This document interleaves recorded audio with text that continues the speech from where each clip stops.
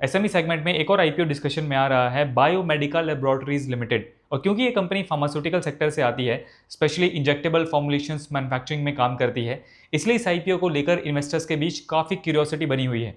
तो इस वीडियो में हम इस आईपीओ की सारी इंपॉर्टेंट डिटेल्स कवर करेंगे। कंपनी क्या करती है, आईपीओ डिटेल्स क्या हैं, फाइनेंशियल्स कैसे हैं, पैसा कहाँ यूज़ होगा और इन्वेस्टर्स को किन चीज़ों का ध्यान रखना चाहिए। सबसे पहले बेसिक आईपीओ डिटेल समझ लेते हैं। बायोमेडिकल लैबोरेटरीज लिमिटेड का आईपीओ 21 मई को ओपन हो चुका है और इसकी क्लोजिंग डेट 25 मई है। इस आईपीओ का प्राइस बैंड 132 से 139 रुपीज़ पर शेयर का रखा गया है। कंपनी की फेस वैल्यू है 10 रुपीज़ पर शेयर। आईपीओ से पहले प्रमोटर और प्रमोटर ग्रुप के पास कंपनी में ऑलमोस्ट 99.9% स्टेक था, जो आईपीओ के बाद लगभग 70% तक आ जाएगा और पब्लिक स्टेक होल्डिंग अराउंड 29.9% हो जाएगी। अब कंपनी के बिजनेस के बारे में बात करते हैं।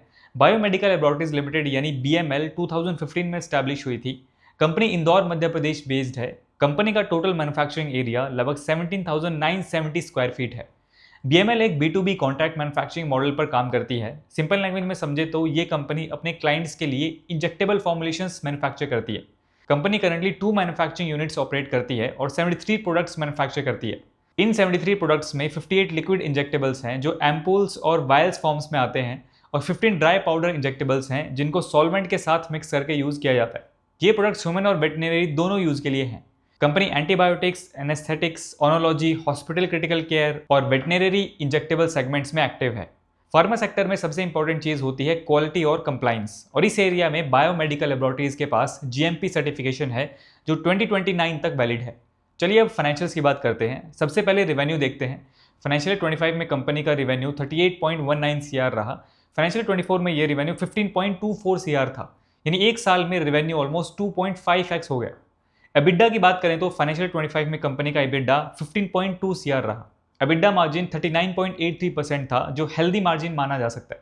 प्रॉफिट की बात करें तो फाइनेंशियल 25 में कंपनी का पैट 9.79 CR रहा।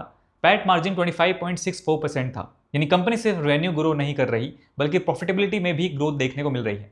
अब ROE और ROC की बात करें तो फाइनेंशियल 25 में कंपनी का ROE 99% है, ROC 48.2% है और RONW भी 99% है एज ऑफ फाइनेंशियल 25।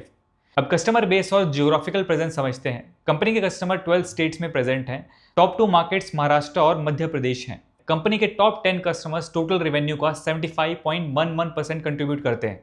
ये एक तरफ स्टेबल B2B रिलेशनशिप का साइन है, लेकिन दूसरी तरफ कस्टमर कॉन्सेंट्रेशन रिस्क भी हो सकता है। यानी अगर फ्यूचर में टॉप कस्टमर्स में से कोई बड़ा क्लाइंट रिड्यूस होता है तो कंपनी के रेवेन्यू पर इंपैक्ट पड़ सकता है। तो ओवरऑल अगर हम अट्रैक्टिव पॉइंट समराइज करें, बायोमेडिका इंजेक्टेबल फार्मा जैसे ग्रोइंग सेक्टर में काम करती है। कंपनी के पास जीएमपी और जीएलपी सर्टिफिकेशंस हैं। फाइनेंशियल 24 से फाइनेंशियल 25 में रेवेन्यू ऑलमोस्ट 2.5x ग्रो हुआ है। पैट मार्जिन 25% से ऊपर है।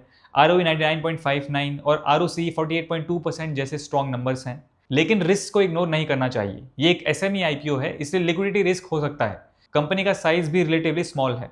टॉप 10 कस्टमर रेवेन्यू का 75% से ज़्यादा कंट्रीब्यूट करते हैं, इसलिए कस्टमर कॉन्सेंट्रेशन रिस्क हो सकता है।